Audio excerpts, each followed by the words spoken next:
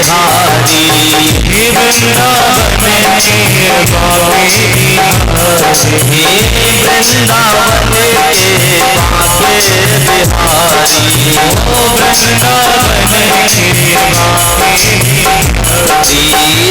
उनकी छवि लागे है प्यारी उनकी छवि लागे है प्यारी उनकी छवि लागे है प्यारी उनकी छवि लागे है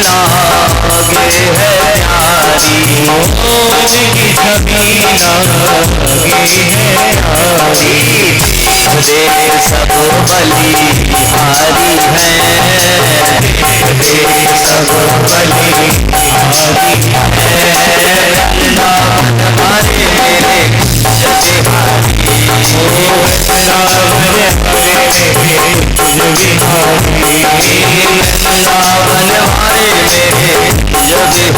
मेरे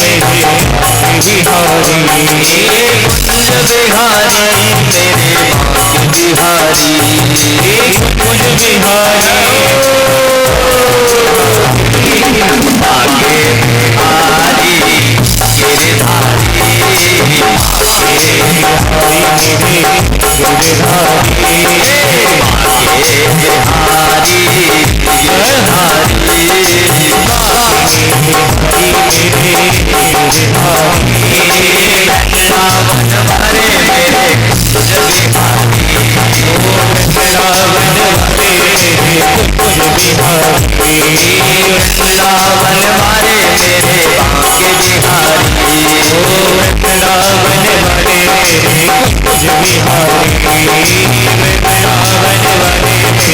कुंज बिहारी मेरे बिहारी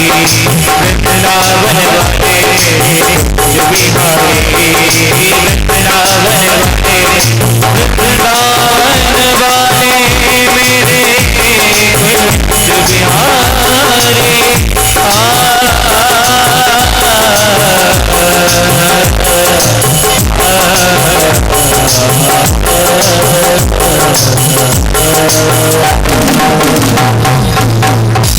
आगे बिहारी गिरधारी तो आइए कथा गंगा में हम आप सभी प्रवेश करें।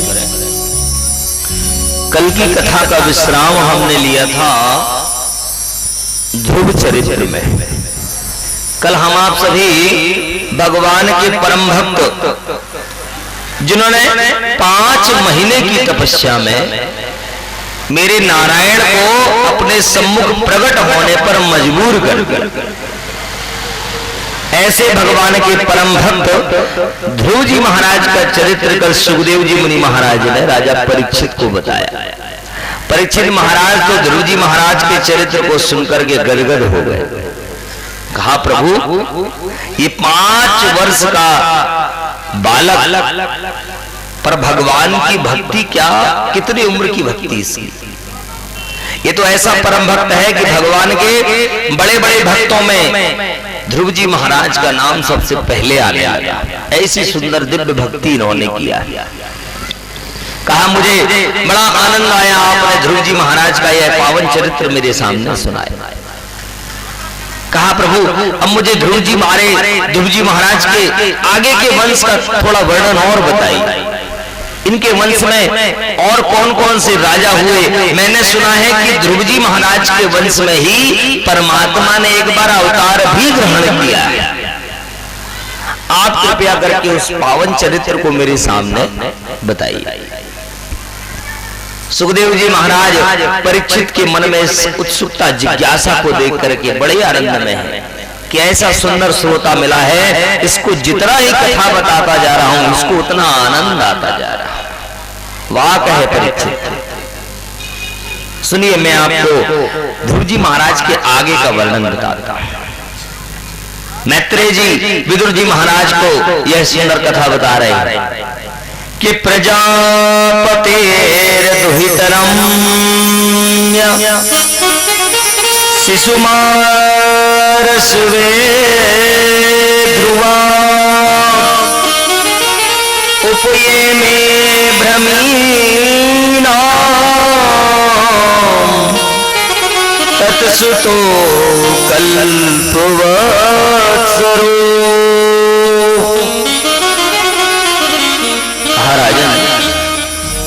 ध्रुव जी महाराज जब भगवान का दर्शन करके वन से लौट करके आए तो ध्रुव जी महाराज के स्वागत में उत्तानपाद जी महाराज ने पूरे राज्य को आज सजा के रखा। उत्तानपाद जी, सुरुचि, सुनीति तीनों ने ध्रुव जी महाराज का बड़ा दिव्य स्वागत किया। सभी ग्रामवासी, राज्य के लोग आज अपने अपने घरों में ध्रुव जी महाराज के आने की बड़ी सुंदर खुशियां मना रहे हैं। चारों तरफ प्रकाश ही प्रकाश दिख रहा है। उत्तानपाद जी महाराज अपने पुत्र को देख करके तुरंत हृदय से लगाया ध्रुव जी महाराज को। आज उत्तानपाद जी महाराज के वंश का नाम रोशन करके लौटे। ध्रुव जी महाराज ने प्रणाम किया। उत्तानपाद जी पिता के बाद सुरुचि मैया के पास गए। अपनी मैया के पास नहीं गए, सुरुचि के पास गए, क्योंकि यदि सुरुचि ने उस दिन कटु वचन न कहे होते तो आज ध्रुव जी महाराज ध्रुव नहीं बन पाते। आज तो जाकर के सुरुचि के चरणों को प्रणाम किया, कहा मैया मेरे इस कार्य के सिद्ध होने में सबसे यदि किसी का हाथ है तो वो केवल तेरा। तूने यदि मुझे उस दिन कटु वचन ना कहे होते, मेरे हृदय में आघात ना होता तो आज मैं परमात्मा का दर्शन नहीं कर पाता। सुरुचि के नेत्र से अश्रु की धारा बह रही है। सुरुचि कह रही है ध्रुव मुझे माफ कर देना, मुझे ऐसा नहीं बोलना चाहिए था जिस तरह से मैंने उस दिन तुझसे बात करी, मुझे क्षमा कर देना पुत्र। ध्रुव जी महाराज कहे नहीं मां, तुम मेरी मां हो और माता यदि अपने पुत्र से क्षमा मांगे तो ये शोभा नहीं देता। आपने यदि इस दिन मुझे धुतकारा नहीं होता, मुझे वचन ना कहे होते तो शायद मैं प्रभु की भक्ति करने के लिए इतनी जल्दी अपने कदमों को नहीं बढ़ा पाता। आपका सबसे बड़ा एहसान है मेरे ऊपर। सुरुचि रोए जा रही है। गुरु जी महाराज नेत्र के आंसू पहुंच रहे हैं, कहा मैया मत रो। अंत में ध्रुव जी महाराज पहुंचे हैं अपनी मां के पास, सुनीति के पास। सुनीति से जाकर के चरणों को स्पर्श किया। सुनीति ने अपने पुत्र को हृदय से लगाया। ध्रुव जी महाराज ने पूछा मैया तू क्यों रो रही है? सुनीति ने कहा पुत्र तूने आज इस मां की कोख को धन्य कर दिया है। तेरे जैसे बालक को जन्म दे करके ये मेरा गर्व आज धन्य हो गया है। आज तक तुझे सुनीति के पुत्र के नाम से जानते थे, पर मैं ऐसी इतनी पुण्यता सौभाग्यशाली मां हूं कि संसार में लोग मुझे अपने पुत्र के नाम से जानेंगे कि ये देखो ये सुनीति ध्रुव जी महाराज की मैया है। तूने तेरा सुंदर कृत्य किया है, मेरे पूरे वंश का नाम तूने रोशन कर दिया। मैं आज तुझे पुत्र मां के ऋण से आज मुक्त करती हूं। आज सुनीति ने मां के ऋण से मुक्त कर दिया है। ध्रुव जी महाराज बड़े प्रसन्न हैं। धीरे धीरे समय आगे बढ़ा। ध्रुव जी महाराज की उम्र हुई। ध्रुव जी महाराज के दो विवाह हुए। एक शिशुमार प्रजापति की पुत्री थी, उसका नाम था भ्रमी।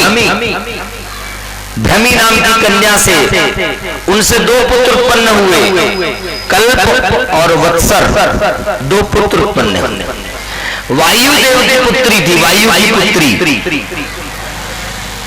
उनसे एक पुत्र उत्पन्न हुआ। वायु की पुत्री का नाम था इला। उससे एक पुत्र उत्पन्न हुआ, बहुत ही बलशाली पुत्र था। उस पुत्र का नाम था उत्कल, बहुत बलशाली था। ध्रुव जी महाराज ने अपने पिता उत्तानपाद जी को समझाया, कहा पिताजी जीवन की गति धीरे धीरे बढ़ती जाती है, जीव के समझ में नहीं आती।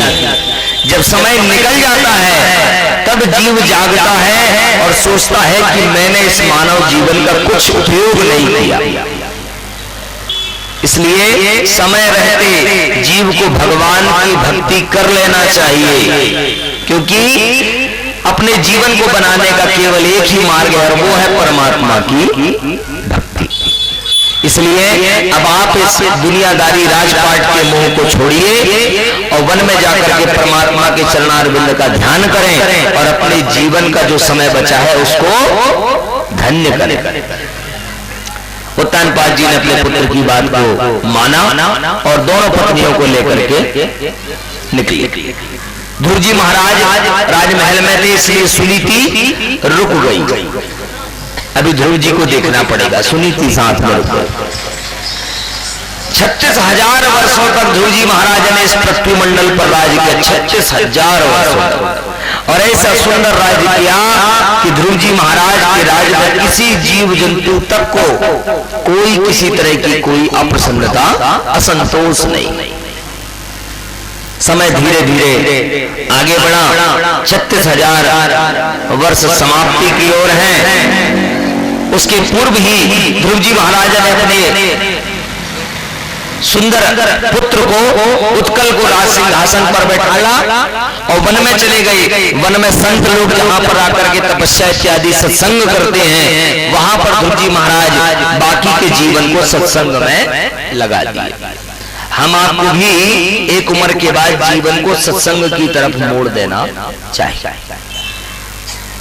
दुनिया को छोड़ा, संतों के साथ सत्संग में लगे। समय हुआ, भगवान के परम धाम से विमान ध्रुव जी महाराज को लेने के लिए आया। ध्रुव जी महाराज ने कान में कुंडल पीतांबरी पहने और सुंदर वस्त्र अलंकार को धारण किए। पार्षदों को जब देखा तो उनको प्रणाम किया। ध्रुव जी महाराज समझ नहीं पाए कि कौन आ गया। सुखदेव जी महाराज कहते हैं कि ध्रुवो भ्रातवदं श्रुत्वा कोपमरसं सुचर्पिते जेत्रं चन्द्रमास्थायते गतः पुण्याजलं तथा। सुखदेव जी महाराज ने कि राजा भगवान के परम धाम से पार्षद आए विमान लेकर के, ध्रुव जी महाराज के सम्मुख खड़े हुए, ध्रुव जी महाराज को प्रणाम किया।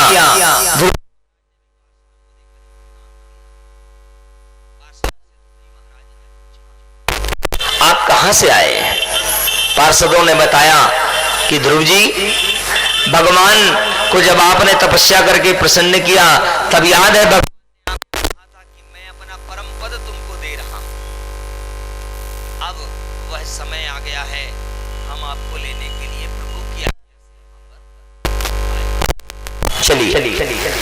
ध्रुव जी महाराज ने सभी साधु संतों को प्रणाम किया और वाहन में जैसे ही विमान में बैठने के लिए आरूढ़ हुए तो विमान और ध्रुव जी के बीच में मृत्यु देवी आकर के प्रकट हो गई। मृत्यु देवी प्रकट हो गई। ध्रुव जी महाराज ने पूछा, देवी आप कौन हैं?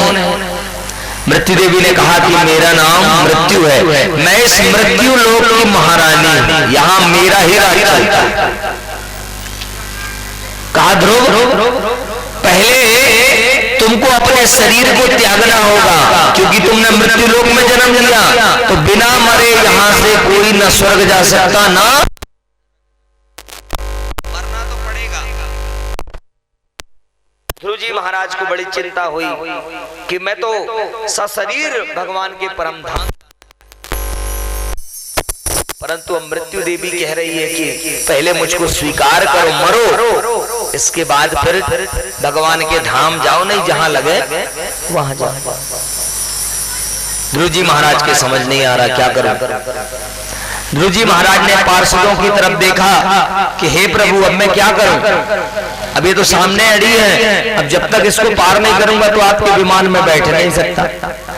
ध्रुव जी महाराज को पार्षदों ने इशारा किया, इसको सिर झुकाने को कहो और इसके सिर में बैठ करके तुम हमारे विमान में पहुंच जाओ।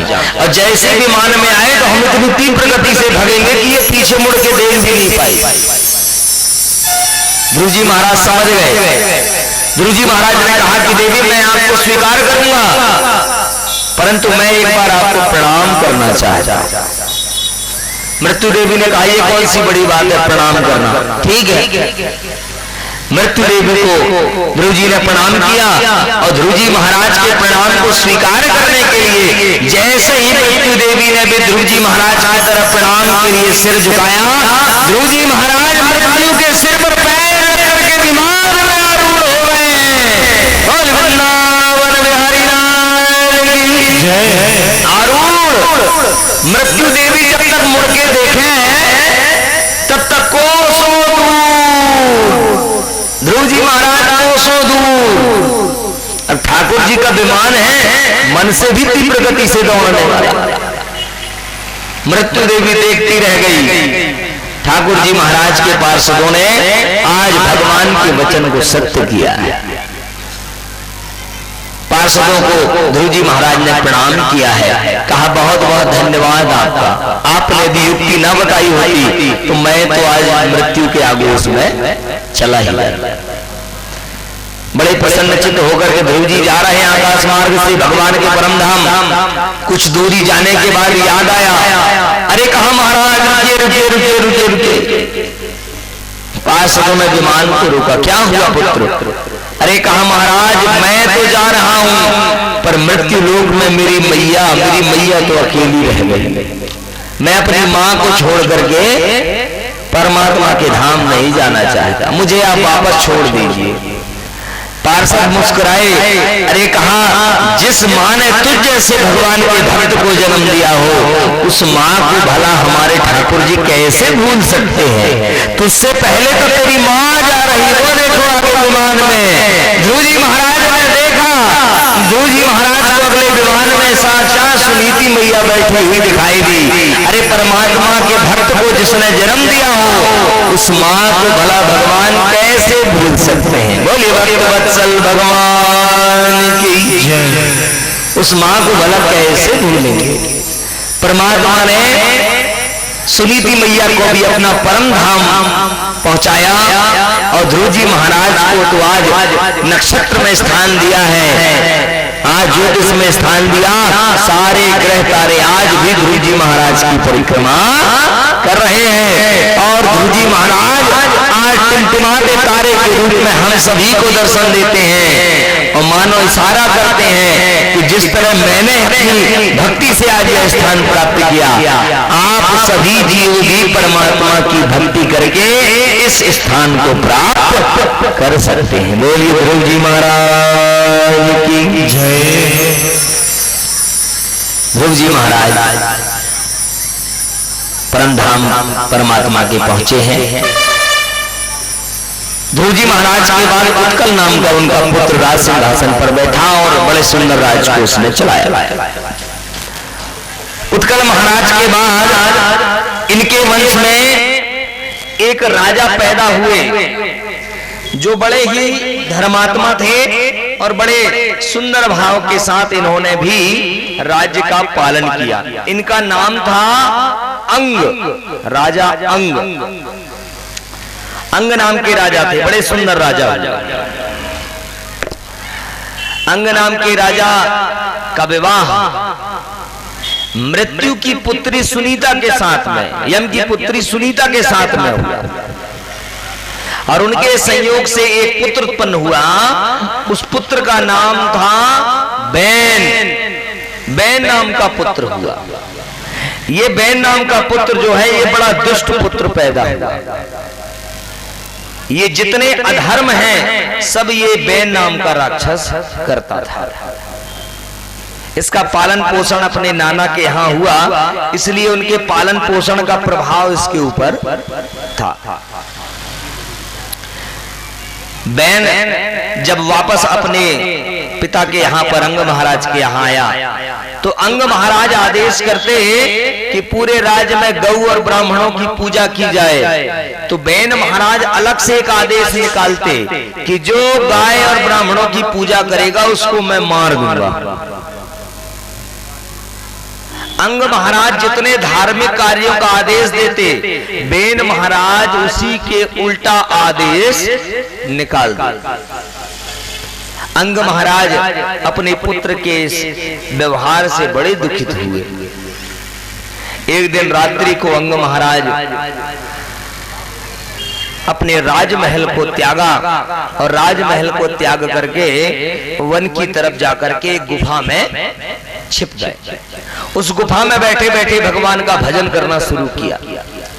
प्रातः हुई, बैन महाराज जगे, चारों तरफ देखा, परंतु कहीं पिता का कोई अता पता नहीं मिला। अब चूंकि राजगद्दी खाली है, अंग महाराज का तो कोई पता नहीं है, तो प्रजा ने बैन महाराज को ही राज सिंहासन में बैठा दिया। प्रजा को लगा कि इसको राजा बना देंगे तो शायद इसकी बुद्धि थोड़ी सी ठीक हो जाए। बैन महाराज को राजा बनाया गया और बैन महाराज ने राजा बनते ऐसे ऐसे आदेश निकाले कि पूरी प्रजा में हाहाकार मच गया। पूरी प्रजा परेशान हो के प्रदोषो निशितो व्यष्टुम इति दोषा सुताश्रयः व्यस्तः सुतं पुष्करिण्यां सर्वतेजं समादधे। बैन महाराज ने नियम निकाला कि मेरे राज्य में कोई पूजा नहीं करेगा, कोई भगवान की पूजा नहीं होनी चाहिए, जितने भगवान हैं सबको ले आके नदी में फेंक दो। किसी ब्राह्मण को मेरे राज्य में रहने के लिए कोई स्थान नहीं है। जितने भी संत हैं, जितने भी ब्रह्मर्षि मुनि हैं, सबका वध कर दो, सबको मार दो। जितनी गऊ हैं सबको मार दो। कोई पूजा, कोई धार्मिक कृत्य नहीं होना चाहिए। जिसको पूजा करना है तो मेरी पूजा आकर के करे। इस संसार का यदि कोई भगवान है तो केवल मैं हूं, क्योंकि राजा के शरीर में सभी देवताओं का वास होता है। इस तरह आदेश उसने निकाला। प्रजा ने पूरे पूजा पाठ करना बंद कर दिया, सारे धर्म कर्म बंद हो गए। धीरे धीरे धीरे धीरे प्रजा में अकाल पड़ना शुरू हुआ। जहां यज्ञ ही नहीं होंगे, पूजा कृत्य ही नहीं होंगे, तो वहां पर कहां से जल आएगा? भाई जब देवता प्रसन्न हो तब हमारे यहाँ जल इत्यादि सारी सुख सुविधाएं होती हैं, फसल इत्यादि। अब जहां ना यज्ञ हो रहा है, ना धर्म कर्म हो रहा है, उस भूमि में कहां से जल आए? धीरे धीरे प्रजा में अकाल और तरह तरह की बीमारियों का प्रकोप आना शुरू हुआ। सुखदेव जी महाराज कहते हैं कि राजन, सारी प्रजा त्राही त्राही करने लगी, परंतु बैन महाराज के मन में तनिक भी दया नहीं आई। बैन महाराज के हृदय में कोई परिवर्तन नहीं, परंतु जो भगवान के भक्त हैं, संत महात्मा हैं, उनसे मानव का यह दुख देखा ना गया।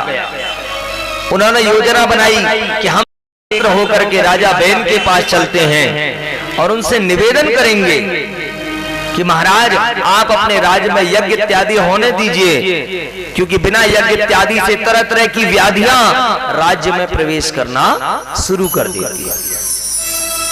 सभी ब्राह्मण एकत्र हुए, एकत्र होकर के राजा के पास गए। महाराज बैन राज सिंहासन पर विराजमान हैं। सभी संत महात्मा मुनि इत्यादि सभी पहुंचे। सभी को देख करके राजा अपने सिंहासन से उठा भी नहीं, ना उन ब्राह्मणों को बैठने के लिए आसन दिया। ब्राह्मणों ने फिर भी क्रोध नहीं किया, प्रणाम किया। राजा ने उनके प्रणाम का भी कोई प्रत्युत्तर नहीं दिया। बैन ने पूछा, कैसे यहाँ पर आए हैं आप? सभी ऋषियों ने बताया, महाराज आपके इस आदेश से, धर्म कर्म बंद कराने से इस पूरी प्रजा में त्राही त्राही हो रही है। कई तरह की बीमारियां, कई तरह के प्रकोप हमारे राज्य में प्रवेश कर रहे हैं। हे राजन, आप अपने इस आदेश को बदल दीजिए। ये संसार के हित में नहीं है आपका आदेश। आप समझिए, बेन महाराज को लगा कि ये मुझको ज्ञान देने आए। बेन को क्रोध आया। बेन ने अपने सभी सिपाहियों को कहा, ये जितने ब्राह्मण साधु यहाँ आए हैं सबको पकड़ करके और सबको मार दो, सबके गले काट दो, ये मुझको ज्ञान देने आए हैं। ब्राह्मणों को क्रोध आया कि इसके समझाने से, किसी के समझाने से ये समझने वाला नहीं है। यदि ये राजगद्दी पर जब तक बैठा रहेगा तब तक हमारे राज्य का कल्याण होना असंभव है। ब्राह्मणों ने हाथ में जल लिया, मंत्र पढ़ा और जैसे ही स्वाहा कहा तो बेन महाराज राज सिंहासन पर बैठे बैठे ही गोविंदाय नमो नमः समाप्त। क्रोध में आकर के ब्राह्मणों ने राजा को तो मार दिया, पर अब समस्या ये आ गई कि बिना राजा के अब राजा कौन है, राजगद्दी कौन संभाले। जिस राज्य में राजा नहीं होता उस राज्य में दूसरे राज्यों के लोगों की नजर बनी रहती कि इसको मार के और यहाँ इसका राज्य अपने राज्य में मिला। ब्राह्मणों को बड़ी चिंता हुई, क्या किया जाए, किस तरह से अब इस समस्या का निदान।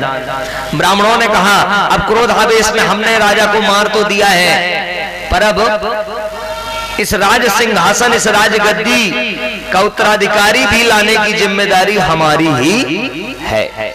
आप सभी चिंता ना करें, थोड़ा धैर्य रखें। अब मंत्रों से बेन महाराज के शरीर का मंथन करना प्रारंभ हुआ। मंथन किया बेन महाराज के शरीर का कि तम तुते वनतम दीनम किम करोमिति मादिरम निसीदेति ब्रुवंस्तात सानिसादस्ततो भवत। बेन महाराज के शरीर का मंत्रों से मंथन हुआ और मंथन करते करते करते करते बेन महाराज के शरीर से एक बिल्कुल छोटा सा, बड़ा ही बदसूरत सा, एक काला कलूटा सा एक पुत्र जो है उत्पन्न होता है। वो जैसे ही उत्पन्न हुआ और रोने लगा, सभी ब्राह्मणों ने उसको चुप कराया, उसको नाम दिया कि तस्य वंशास्तु नैषाद गिरिकानन गोचरा येन हर रज्जायमानो वेन कल्मास मुल्बणम। इसका नाम दिया ब्राह्मणों ने कि तेरा नाम आज से निषाद होगा, तू निषाद है और तेरे रहने का स्थान वन है, तू वन में जा और वन में ही जाकर के निवास करना।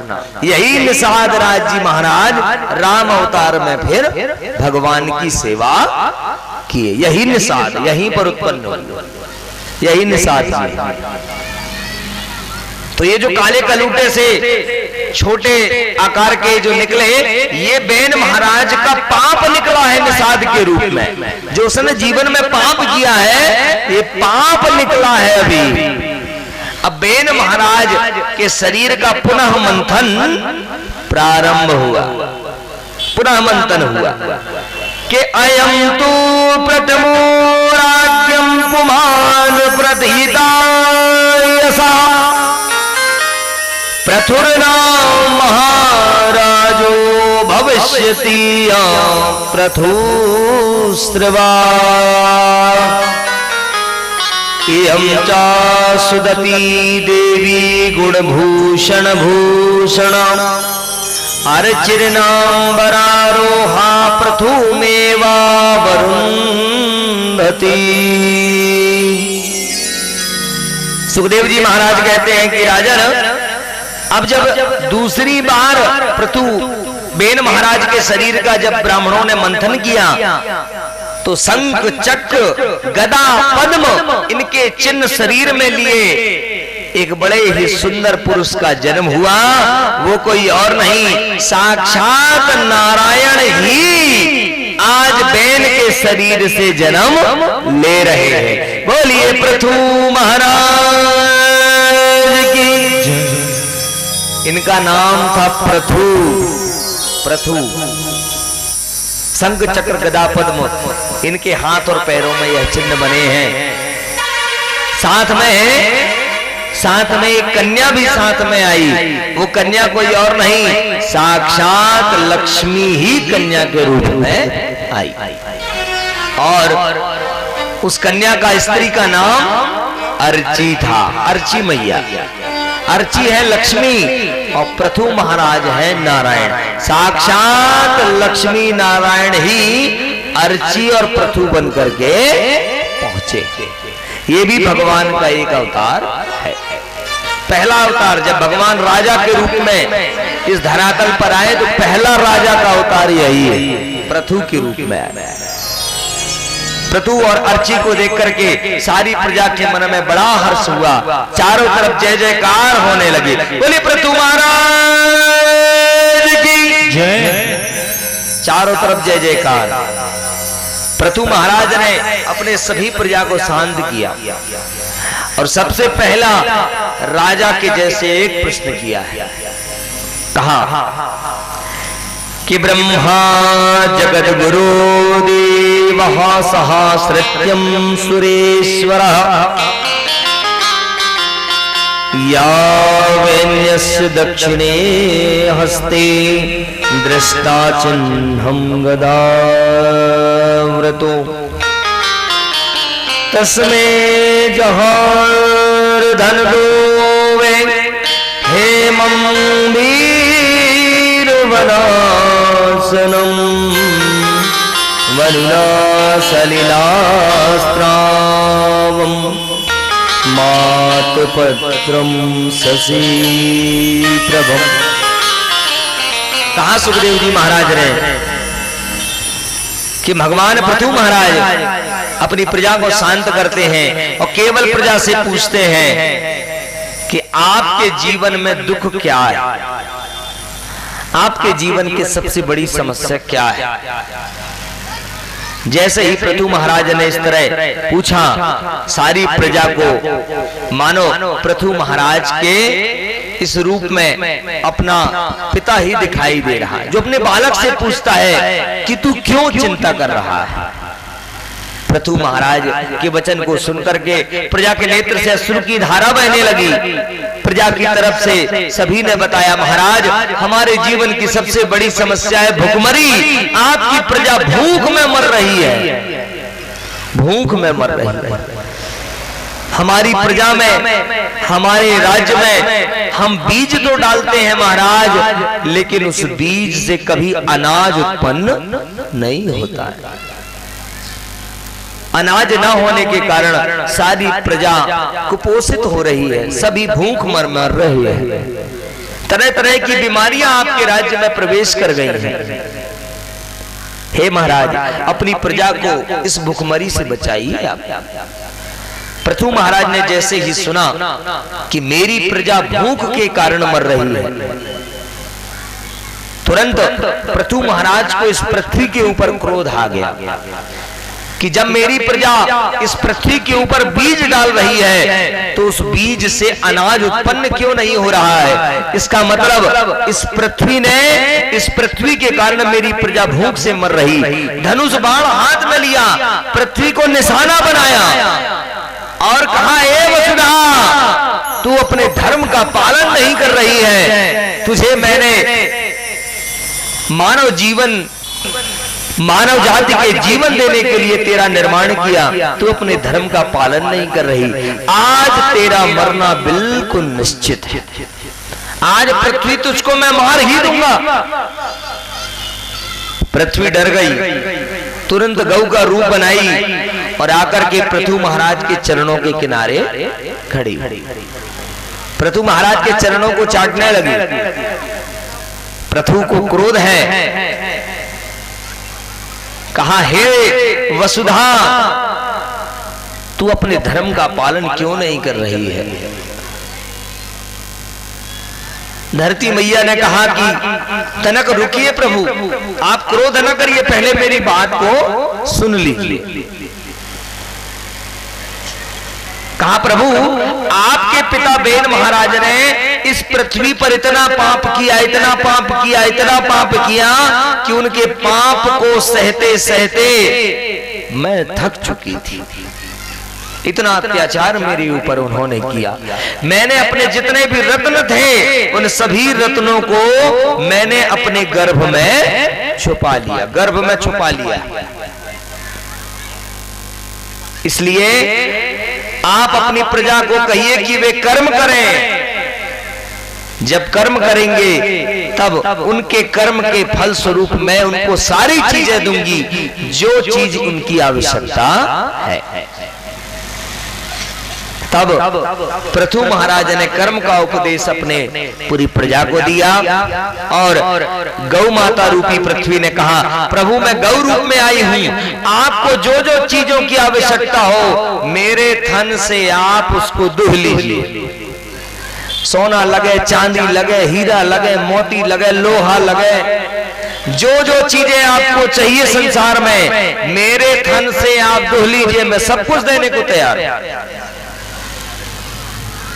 तो पृथु महाराज ने पृथ्वी रूपी गौ के थनों को पकड़ा और धीरे धीरे थनों के द्वारा वे सारी चीजों को दोहना शुरू किया जिन चीजों का उपयोग हम और आप आज के इस जीवन में कर रहे हैं।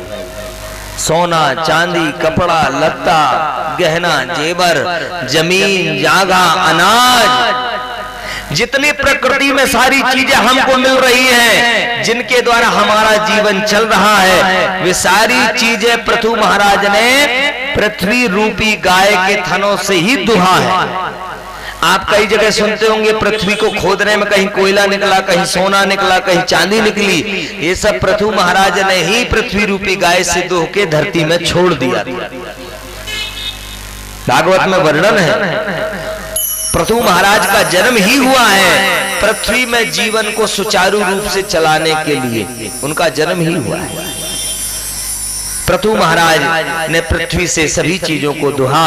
पृथ्वी आशीर्वाद लेकर के भगवान का अपने परम धाम को चली गई। उनकी प्रजा में बड़ा सुख संपन्नता, सब कुछ धीरे धीरे धीरे धीरे आती गई। सनत कुमारों का एक बार उनके यज्ञ में दर्शन हुआ। सनत कुमार कि स्वागत आज पृथु महाराज ने किया। पृथु महाराज ने पूछा, प्रभु आपने आज मेरे यहाँ पर आकर के मेरे जीवन को धन्य किया, बताइए मैं आपको विदाई में क्या दे सकता हूँ। सनत कुमार जी ने कहा कि बस राजन आपने कह दिया हमको मिल गया, हम आपसे कुछ मांगना नहीं चाहते। परंतु पृथु महाराज का मन नहीं माना, कुछ तो ले लीजिए। सनत कुमारों ने कहा आपके पास जितनी संपत्ति है आप सब कुछ हमारे चरणों में दे दीजिए, सब कुछ। पृथु महाराज ने सहर्ष स्वीकार किया, कहा जैसा आपका आदेश, मैं आज से अपने समेत सारी संपत्ति सारी प्रजा आपको दे रहा, विदाई। सनत कुमार जी ने कहा ठीक है राजन, आपसे हम प्रसन्न हैं, पर हम इस पूरी प्रजा के कार्य करने के लिए आपको मुनीम बनाए दे रहे हैं। पर याद रखिएगा इस पूरी संपत्ति के मालिक हम हैं, हम आपको अपना मुनीम बना के जा रहे हैं। आप केवल इसका संचालन करना, लेकिन इसमें आपका अधिकार नहीं होगा। पृथु महाराज ने कहा प्रभु जब मैं मुनीम हूं तो घाटा हो चाहे बाढ़ा हो ये सब आपका होगा, मेरा कुछ नहीं लगेगा।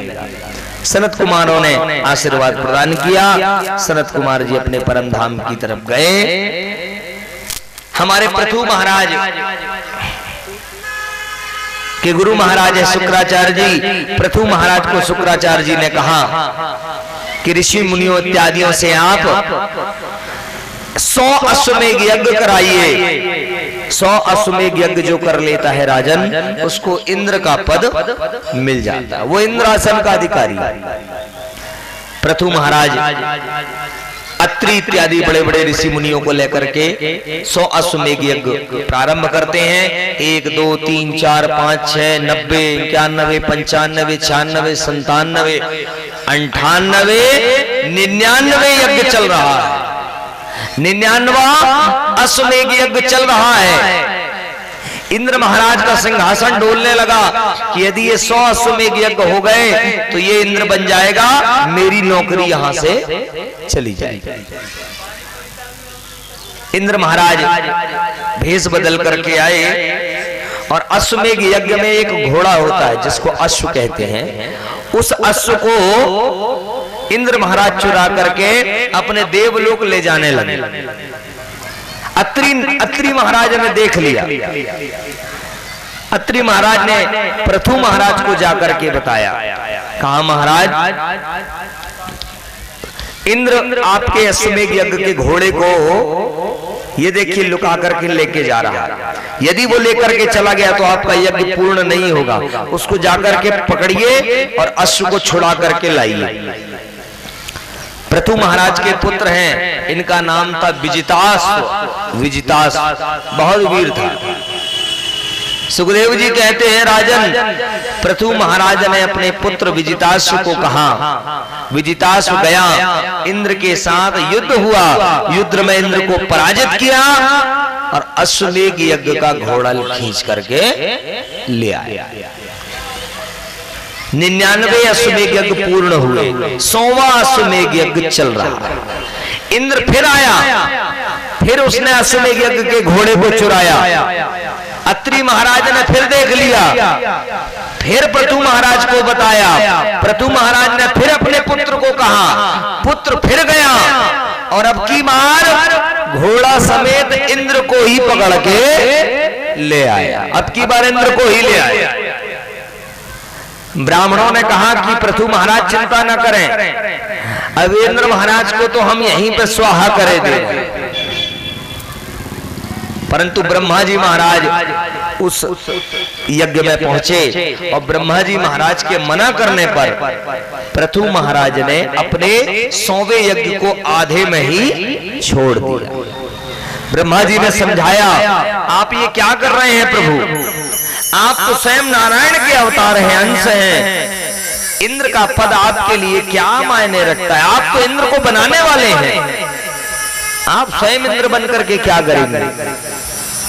आप इस हट को छोड़ दीजिए ना। भगवान ब्रह्मा जी की बात को माने, परंतु इंद्र महाराज को पृथु के पुत्र की वीरता बड़ी पसंद आई, बहुत वीरता अच्छी लगी। इंद्र ने विजिताश्व को एक विद्या सिखाई जिसका नाम था अंतर्ध्यान विद्या। अंतर्ध्यान, इसलिए पृथु के पुत्र विजिताश्व का एक नाम अंतर्ध्यान भी पड़ गया। अंतर्ध्यान भी हुआ। आगे चल करके अंतर्ध्यान के पुत्र हुए जिनका नाम था हविर्ध्यान। हविर्ध्यान के आगे पुत्र हुए 6। उनमें सबसे बड़े पुत्र का नाम था बरहिसद। ये बहुत यज्ञ किया इसने जीवन में। बरहिसद इतना यज्ञ किया कि इसके यज्ञ के प्रभाव से पूरी पृथ्वी को कुशा से पाट दिया। पूरी पृथ्वी में कुशा ही कुशा उत्पन्न कर दिया इसके यज्ञ से। इसलिए इसका एक नाम पड़ गया प्राचीन बरही। प्राचीन बरही। इसने इतने यज्ञ किए कि इसकी गिनती संसार में कोई नहीं लगा सकता। इतना यज्ञ किया। यज्ञ कर रहा था, नारद जी महाराज इसके यज्ञ में पहुंचे। नारद जी महाराज को देखा। नारद जी महाराज को देख करके प्रणाम किया, आसन दिया। नारद जी महाराज विराजमान हुए।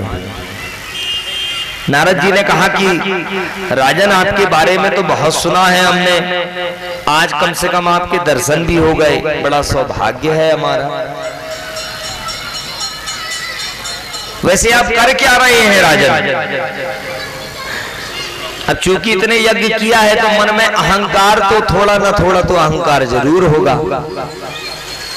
प्राचीन बरही महाराज ने कहा कि राजन, कहा नारद जी मैं एक यज्ञ कर रहा हूं। नारद जी ने कहा कितने यज्ञ कर चुके हैं? प्राचीन बरही ने अहंकार में कहा प्रभु इस पृथ्वी में धूल के कण को गिनना संभव है। धूल के कण को कोई गिन सकता है कितने धूल के कण इस पृथ्वी में होंगे, लेकिन मैंने कितने यज्ञ किए, इन यज्ञों की संख्या और इनको गिनना लगभग असंभव है, लगभग असंभव है। इतने यज्ञ मैंने किया। तो हमारे नारद जी महाराज सुनकर के दंग हो गए। कहा कोई संसार में इतना भी यज्ञ कर सकता है? कहा हाँ महाराज इतने यज्ञ मैंने किए हैं। कहा अच्छा इतने यज्ञ आपने किए हैं तो एक बार आप अपने इस यज्ञ कुंड के ऊपर भी तो देखिए। देखा तो यज्ञ कुंड के ऊपर कई जीव जंतुओं के कटे हुए सिर दिखाई दिए, कई जीव जंतुओं के कटे हुए सिर दिखाई दिए।